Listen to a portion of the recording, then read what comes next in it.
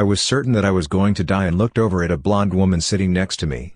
We hadn't spoken the entire flight, but now we held hands as the plane fell out of the sky. People who have survived a plane crash, how did people react on the way down? I was in an almost plane crash, on a flight from Newark to Istanbul. Something didn't feel right as we were boarding, but I think because the flight next to us had just been cancelled, they got us on board and hoped for the best.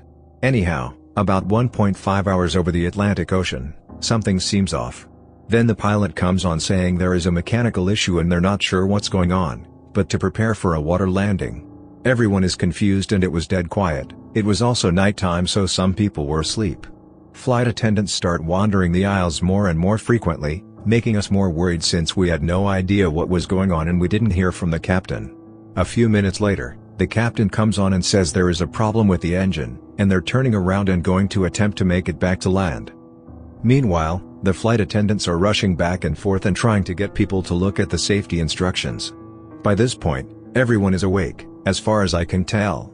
According to people I talked to afterwards, one flight attendant went and sat down and put her face in her arms. Another one apparently told someone that people don't usually survive water landings. It was just me and my mom, and the whole time I kept thinking about my little sister, and how she was going to have to grow up without a mom. It was pretty terrifying, but you would be amazed at how quiet the cabin was. After the worst turbulence I ever felt in my life, and the most silence I have ever experienced, we were able to make an emergency landing in Newfoundland. And that's the story of the first and only time I've ever been to Canada. Had a similar almost crash coming from Frankfurt to Dallas, en route home from Istanbul coincidentally, in 2004. Captain came on and says we had lost our left engine, large passenger plane with only two huge engines, and we will be forced to make an emergency landing in Iceland.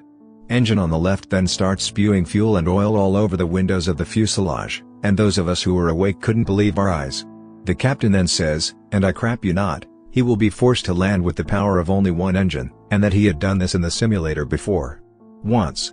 That's the last we heard from him, and as all the passengers on the plane began to wake up, others who had been asleep tried to explain what happened. I started writing a note to my family and other people were praying out loud but generally very quiet. We made it to Iceland, had a shaky but successful landing, and that's the first and only time I've been to Iceland. One more note, that stupid Ben Stiller movie Along Came Polly was playing and will forever remind me of impending doom. I'm pretty late to this party, but here it goes. I was pretty young, only about 4 or 5, when I was in a plane crash. It was a small one-engine prop plane with just me, my dad, and the pilot who was a family friend. It was caused by engine failure. I don't remember much except my dad's actions. He was sitting in the front co-pilot seat. He reached back to me in the back seat and pulled my winter coat snug around me. It was winter in Cleveland, Ohio. Then he made sure my seatbelt was fastened securely. After making sure I was safe, he buckled himself in tightly as well. It is important to note at this point that my dad is a devout Christian. He recounted his perspective to me when I got older, and said that he was certain he was going to die. He said that he was quiet, and praying that God would allow his son to live, even if he didn't. Both my dad and the pilot were knocked unconscious on impact, and both severely injured. Dad regained consciousness first and heard me crying in the back of the plane. He told me that his first thoughts were a mix of panic and relief.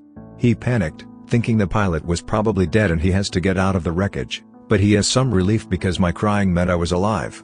In the end, all three of us best the odds and survived.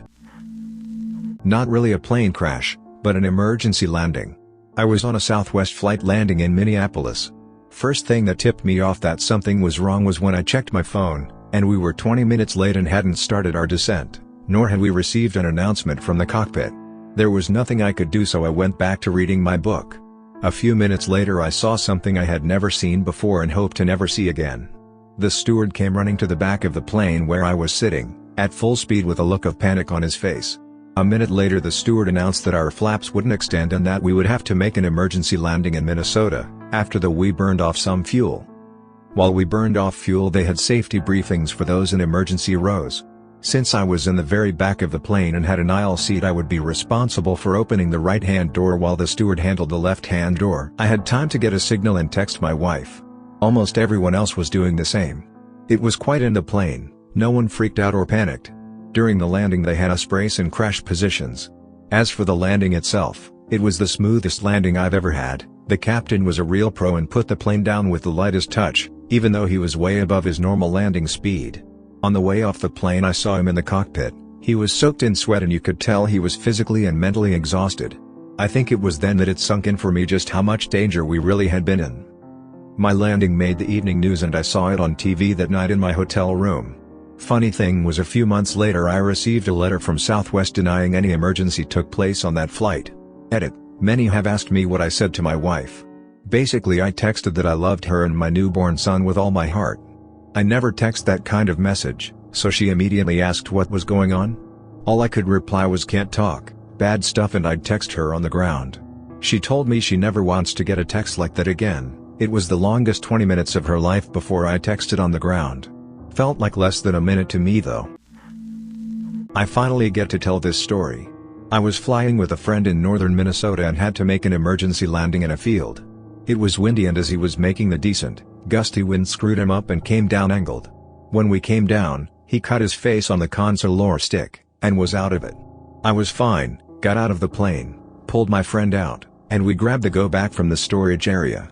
Tried our cell phones, but his had a cracked screen, bad, and mine got no service. He had called on the radio before the crash and had told the emergency services guy that we were making an emergency landing. I got on the radio and called that we just crashed, and my friend was hurt badly. National Guardsmen had to come get us. I wasn't so scared when he told me that we would have to make a landing, but was nervous. I had the jitters and had my eyes on my feet the whole time. When he told me the wind was too strong, I got scared. He couldn't get the nose back up and told me to brace. I had my hands on both sides of the plane, it was tandem-style seating, and started praying. I was in a helicopter crash, everyone was silent during the ordeal, other than the pilot who was like "everything is fine, F, crap, F, nope it's okay, F, look for the lake to ditch." We were coming down from a mountain cabin, flying by sight when fog rolled in. The pilot started swaying left and right to find something to get a bearing in the whiteout, and he found something: the trees. I will never forget going from total dizzying whiteness to cedar tree branches pressed up against the plexi wind now, the sound of chop chop chop, the smell of Christmas, smelled like fresh cut Christmas tree, I swear, and then the loudest horn ever and a big red light on the dash that said stall. I was in co-pilot seat. Somehow we managed to spot a rock by the lake, and the pilot slammed it down hard. But amazingly nobody hurt and the smoke from the engine never turned to flame. We were very lucky, and that pilot didn't fly in BC again. He flew power lines in AB after that where one doesn't have sudden whiteouts. I was in a commercial jet that fell from cruising altitude. It was a small jet flying on a now defunct airline. We had just started the descent when the plane tilted and dropped out of the sky. Nose was pointed nearly straight down. I was sitting in the aisle. People were screaming, yelling out, but I can't remember the words. All kinds of crap was flying through the cabin and the flight attendant was nowhere to be seen. My brother and dad were in the seats behind me. I remember thinking about how sad my mom was going to be, and then looking out at the window at the ground. After what seemed like an eternity, the pilot was able to regain control and the plane started to right itself again, for about 15 to 30 seconds, before starting another uncontrolled descent. It was more terrifying the second time around. The ground was far closer. I was certain that I was going to die, and looked over at a blonde woman about my age sitting next to me. We hadn't spoken the entire flight, but I reached out in some impulsive desire for human contact at the end, and we held hands as the plane fell out of the sky. I can remember looking at her face briefly. She was crying. As the ground started approaching and you could make out things like trees and houses, I felt a sense of peace fall about me. Death seemed to be certain but I didn't care. It seemed like it was going to be quick and painless, but I remember being surprised that it was going to all end this way. Then we started to feel the pilot struggling with the plane, and it started to right itself again, and for a second time the plane pulled out of the dive.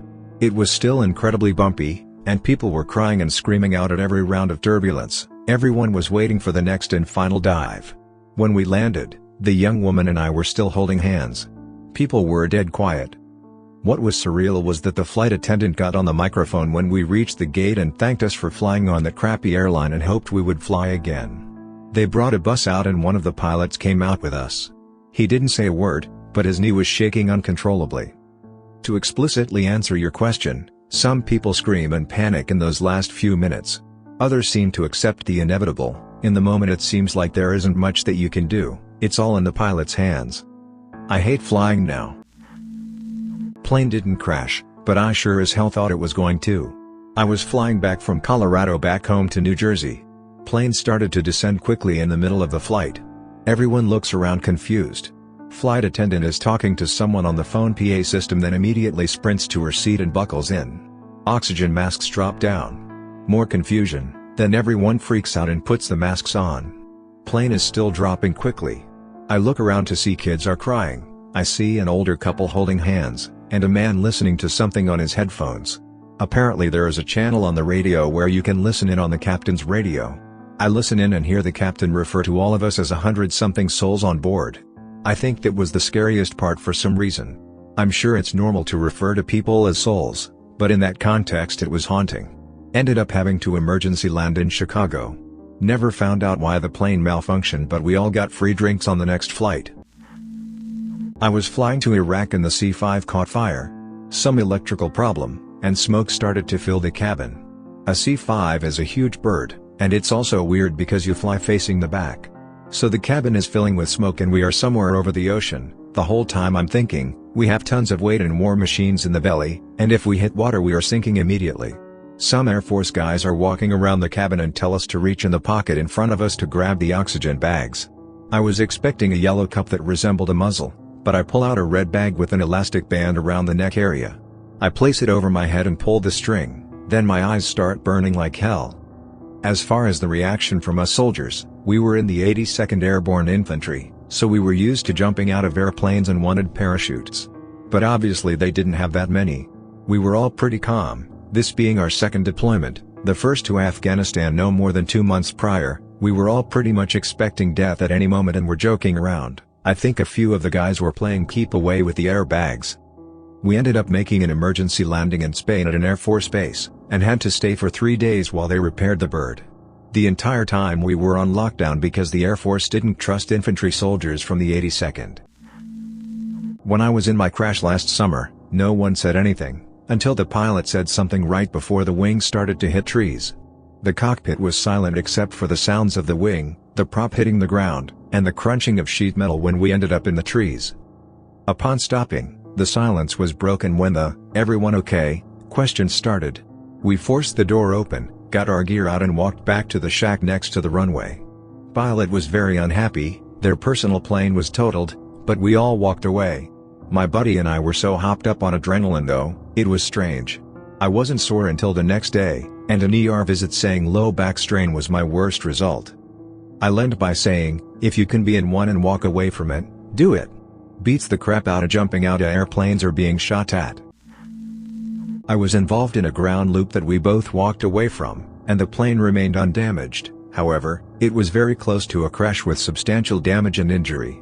A friend of mine took me up in a borrowed Aeroncamp, which is similar to a J3 Cub in that it is a tube frame aircraft with fabric covering, and a tail dragger as well. Flight was totally fine and fun. However, on landing the pilot's airspeed on final was ~70 miles per hour with a right crosswind of ~10 miles per hour. We touched down at 60 miles per hour on the left main first, the right wing immediately came up pushing the left wing within inches of the pavement. This caused the airplane to make an immediate 90-degree turn where we bounded through a snowbank, and off into a field. As soon as the aircraft started to ground loop, my only thoughts were to brace for impact, covering my vital torso with my arms, thinking this is going to hurt, and I hope I do not get impaled. After making it out okay, I helped him dig the plane out of the snowbank and get it started again, and then like the idiot I am, hopped back in and went for another ride around the pattern to let him redeem himself. I am currently a student pilot, but have been flying with my parents since I was 8 days old. I wasn't in a plane crash, I was in a hot air balloon crash, not as dangerous as a plane. We spent ages up in the air, we kept trying to land at an oval or somewhere safe, but the wind picked up as we were flying, and blew us into dangerous areas where we couldn't land. The pilot, I think that's what they are still called, told us that we might run out of fuel if this keeps up and he would see what he could do to get us safely down. This continued for a while, and we ended up all crouching down in the basket, as he got the balloon as low as he could. As the fuel ran out, we ended up crashing into the top story of a house in the suburbs and scraping most of the tiles off the roof. Someone almost fell out, Luckily the house slowed us down and that street was open enough for the car that had been following us to grab the drop rope and pull or winch the balloon down safely. No one was hurt, thankfully, but scared the crap out of everyone, unsure if I'd ever go on a balloon ride ever again. I've been in 3 plane crashes, mostly on the runway. My dad has been in many more. 2 in one day, once, granted one of them he was in a helicopter. Part of the territory growing up around bush planes. The most memorable was in a de Havilland DHC-3 single-otter on floats. Happened on takeoff. The engine was spooling up and we started to work our way on step, when a massive gust of wind picked us straight up into the air about 60 to 100 feet and dropped us. Ended up landing on the left side of the plane. Everyone was a little shook up, but the real danger was that the plane was sinking now. Another guy popped the roof escape hatch and started pulling people up on top. Luckily this happened right around dinner time on a busy lake. Many boats came by to assist and nobody was injured. One guy's pants got wet and the airline's owner bought him new ones. There's not really much to say what I'd actually do with my last minutes of any given crash. It all kind of happens and is over before you know what's going on. It's a little different when you're up front, but even then unless you're actively on the controls you can't do anything. Just accept it and be ready to act when the tumbling is over. I'm probably too late for this but I'll share anyways. I was in a plane crash. We crashed while on the ground. I was 9 years old and flying as an unaccompanied minor, back in '99.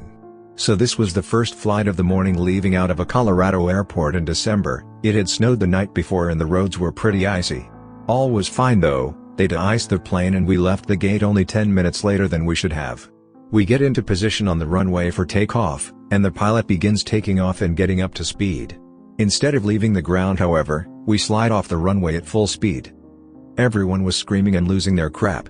I actually followed the damn procedures outlined in that stupid manual they tell you to read and put my hands on the seat in front of me, with my head between my arms. Once we came to a stop, our wheel was dug into the ground and we were tilted, with one of the wings dug into the ground. Not really a crash but plane accident all the same. My story is an almost crash, flying back after Christmas from rural Victoria to Brisbane. The first leg was a twin-engine Beech from memory, seated about 9 people. I was young, about 15, and I was one of 2 or 3 people on the flight. The pilot let me sit up front in the co-pilot seat as I was in the Air Cadets at the time and heavy into aircraft. About halfway through the flight, I notice a few engine warning lights start to flash. Then an oil pressure alarm started going off. The pilot glanced over at the right-hand engine just as there was a bang and oil started pissing out of the engine cowling and over the wing. The pilot quickly shut the engine down as it started to smoke, says we have a small problem but it's fine. Alarms are going off everywhere, the other passengers are aware we have lost an engine, but other than that, none the wiser. But I can see what appeared to be a Christmas tree of alarms. The pilot radios in and diverts to the closest airport and calls in the need for an emergency landing. The closest airport was about 20 minutes away. I was starting to freak out a bit as the pilot fought the aircraft on one engine.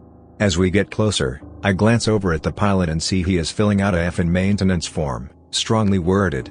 Even at 15 I couldn't help but laugh at the situation. Fast forward to the landing, he nails the touchdown and we all get off. Pilot buys us lunch while a maintenance crew looks at the engine. Turns out it was a cheap valve or something that had failed.